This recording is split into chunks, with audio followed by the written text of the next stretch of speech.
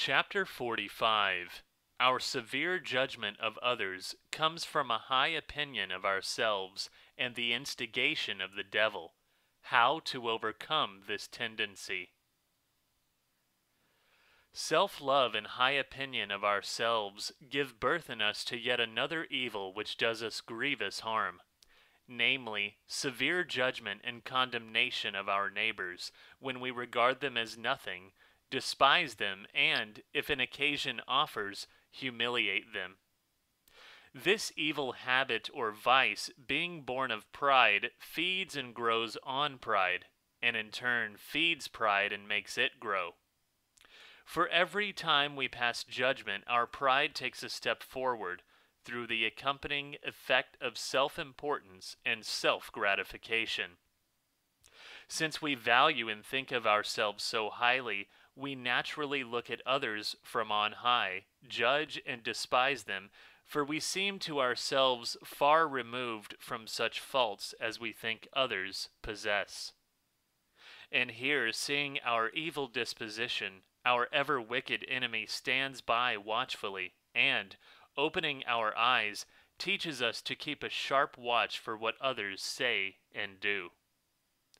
From these observations he makes us draw conclusions as to their thoughts and feelings, and, on these suppositions, form an opinion of them, generally not good, exaggerating this supposed defect into a deep-rooted feature. These judges do not see and realize that the very origin of their judgment, the suspicion of wrong in others, is impressed on the mind by the action of the enemy, and then fanned by him into a conviction that they are actually such, although it is not so at all.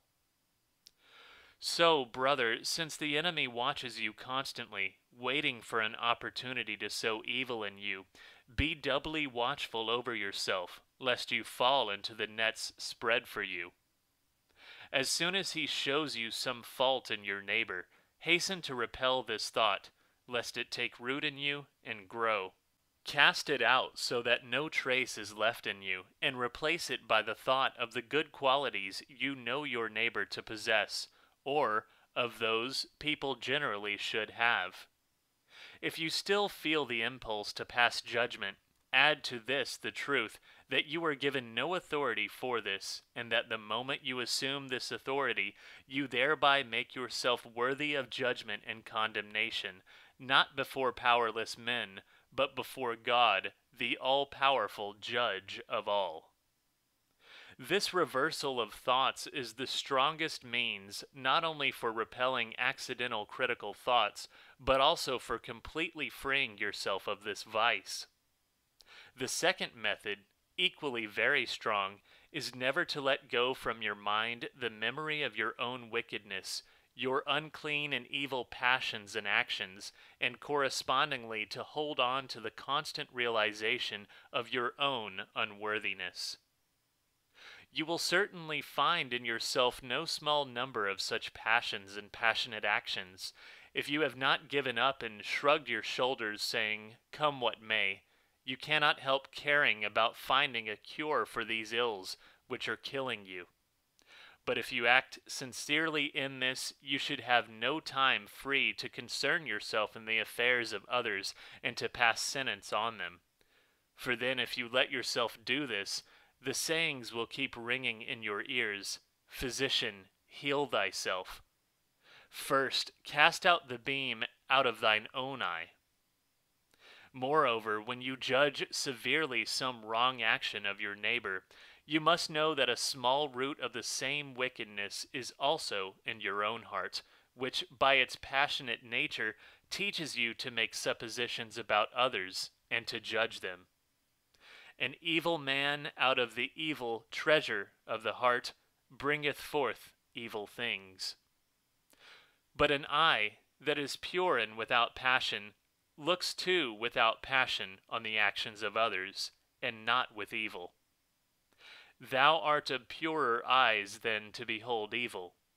Therefore, when the thought comes to condemn another man for some fault, be indignant with yourself as a perpetrator of the same actions and guilty of the same fault, and say in your heart, Unworthy as I am, how can I raise my head to see the faults of others and accuse them, when I am submerged in the same sin and my trespasses are even greater? By doing this, you will turn against yourself the weapon which evil thought urges you to use against another, and instead of wounding your brother, you will put plasters on your own wounds. If the sin of your brother is not hidden but obvious to everyone, try to see its cause, not in what the wicked passion for judging suggests, but in what a brotherly feeling towards him may indicate, and say to yourself, since this brother has many hidden virtues, so, to protect them from being harmed by vainglory, God has allowed him to fall into the present sin, or to stay a short time in this unbecoming guise, so that he should appear unworthy in his own eyes, and, being despised for it by others, should gather the fruits of humility and become even more pleasing to God. In this way, the present instance will do him more good than harm. Even if a person's sin is not only obvious, but very grievous and comes from a hardened and unrepentant heart, do not condemn him, but raise your eyes to the wondrous and incomprehensible judgments of God. Then you will see that many people, formerly full of iniquity, later repented and reached a high degree of sanctity, and that on the other hand others, who were on a high level of perfection, fell into a deep abyss. Take care, lest you also suffer this calamity through judging others. So stand always on guard in fear and trembling, fearing more for yourself than for others, and be assured that every good word you may utter for your neighbor, and every rejoicing for his sake, is the action and fruit of the Holy Spirit in you, whereas every bad word and scornful condemnation comes from your evil nature and suggestions of the devil. Therefore, when you are tempted by some wrong action of your brother, do not let your eyes sleep until you have driven this temptation from your heart and wholly made peace with your brother.